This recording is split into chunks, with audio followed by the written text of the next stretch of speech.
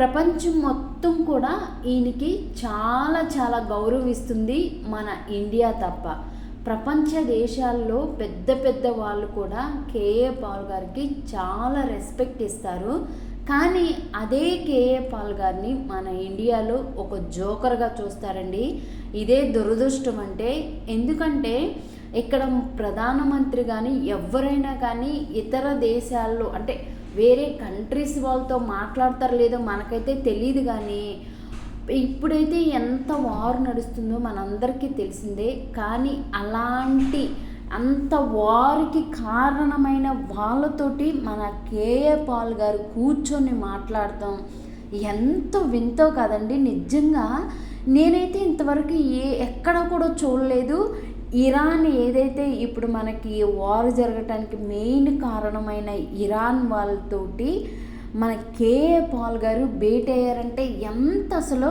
ఎందుకంటే ప్రపంచం ఇప్పుడు అన్ని ఇబ్బందులు పడుతున్నారు. అమెరికా వాళ్ళు కానీ జపాన్ కానీ ఈ దేశాలన్నీ కూడా ఇప్పుడు ఇబ్బందులు పడుతున్నాయి. గ్యాస్ కొరుతుంది మన ఇండియాలో, పెట్రోల్ కొరుతుంది. వీటన్నిటికి కారణం ఎవరంటే వీళ్ళేనండి. అంటే ఏదైతే ఇరాన్ బాంబులు వేస్తూ దాడులు చేస్తూ ఉందో వీళ్ళనమాట.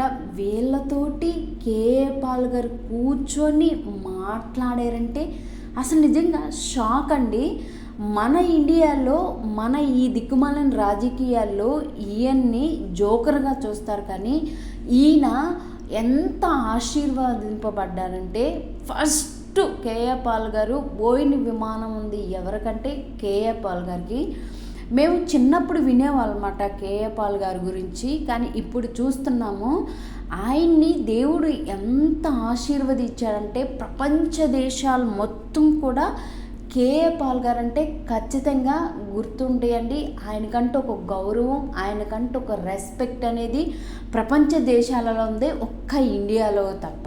అది మన దౌర్భాగ్యం. ఏంటంటే ఆయన మాట్లాడే ప్రతి మాట కూడా ఇక్కడ ఒక జోక్గా ఉండిద్ది, అలానే ఒక జోకర్గా కూడా చూస్తారు ఆయన్ని.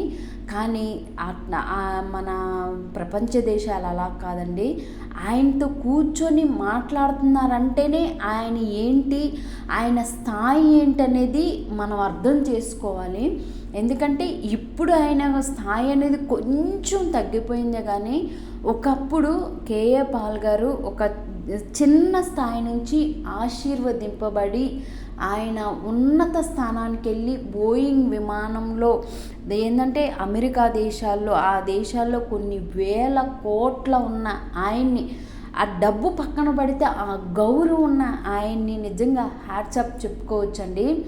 నిజంగా దేవుడా కేఏ పాల్ ద్వారా కానీ ఎవరో ఒకళ్ళు ఒక మంచి పని చేసి ఈ యుద్ధాలు ఆపాలి.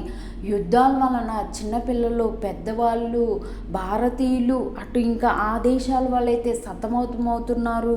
చాలా ఘోరాతి ఘోరంగా ఉంది. ప్రపంచం ఎటుపోతుందో కూడా అర్థం కాని పరిస్థితిలో ప్రజలందరూ ఉన్నారు. ఇండియాలో లాక్డౌన్ అంటున్నారు. వీటన్నిటికి కూడా కేఏ పాల్ గారు పులి స్టాప్ పెట్టాలని మనస్ఫూర్తిగా కోరుకుంటున్నాను. ఇప్పుడు ఇరాన్కి అలానే అమెరికాకి అస్సలు పోటాపోటీగా ఉంది. అమెరికా వచ్చేసి ఇరాన్ వాళ్ళతో కూర్చుని మాట్లాడేంత సీన్ లేదు.